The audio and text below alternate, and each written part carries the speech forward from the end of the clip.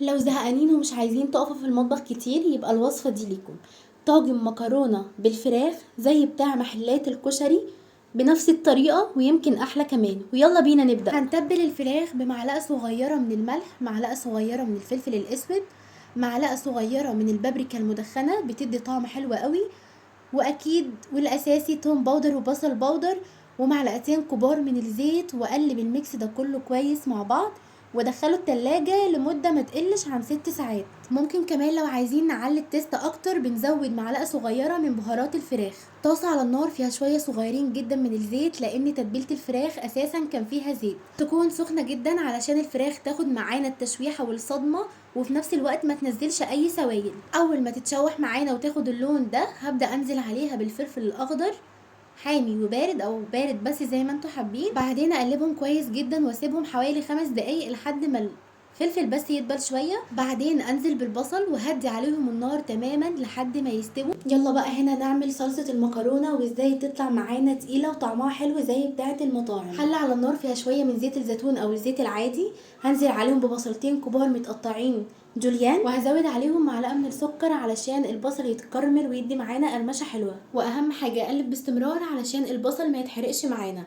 وبعد ما البصل اتحمر بطلعه في طبق وبركنه على جنب. في نفس الحله هنزل بمعلقتين كبار من صلصه الطماطم واسيبهم حوالي دقيقه، وبعدين ازودهم بكوبايتين من عصير الطماطم. بعدين زودت معلقه صغيره من السكر ومعلقه من الملح، فلفل اسود وتوم باودر وبصل باودر، بابريكا مدخنه. بعدين جبت طبق البصل اللي حمرناه وهبدا اكسره صغير جدا وانزله في الصلصه. بعدين قلبتهم مع بعض وسبتهم يغلوا حوالي 5 دقايق.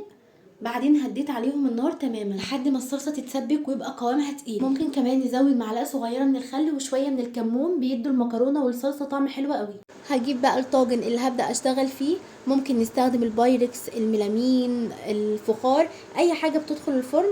ولو مش متوفر عندنا الطاجن ممكن اي صينيه صغيره تنفع عادي يعني. هبدأ بقى انزل الفراخ واوزعها كويس جدا، ممكن لحمه مفرومه، ممكن سجق، ممكن كبده، اي حشو متوفر عندكم او الحشو اللي انتوا بتفضلوه. بعدين زودت نص كيلو من المكرونه، واهم حاجه ما نملاش الطاجن على الاخر علشان المكرونه تطلع معانا مش معجنه وحلوه. بعد كده بننزل بالصلصه الخطيره اللي احنا عملناها مع بعض وتكون يا دوب مغطيه المكرونه بس. ومن على الوش بقى بزود رشه من الفلفل الاسود ورشه من الثوم البودر والبصل البودر وكمان رشه من البابريكا. ودايما بقول لكم ان البابريكا المدخنه احلى واطعم مليون مره من البابريكا العاديه. بعدين جبت ورق الفويل وغطيت بيه الطاجن بتاعي، اول حاجه علشان المكرونه ما تنشفش معانا، وتاني حاجه البخار بتاع الفويل بيساعد على عمليه التسويه بسرعه. فرن مسخن مسبقا على درجه حراره 180 هياخد معانا نص ساعه وهيطلع مستوي مع الصوص والفراخ.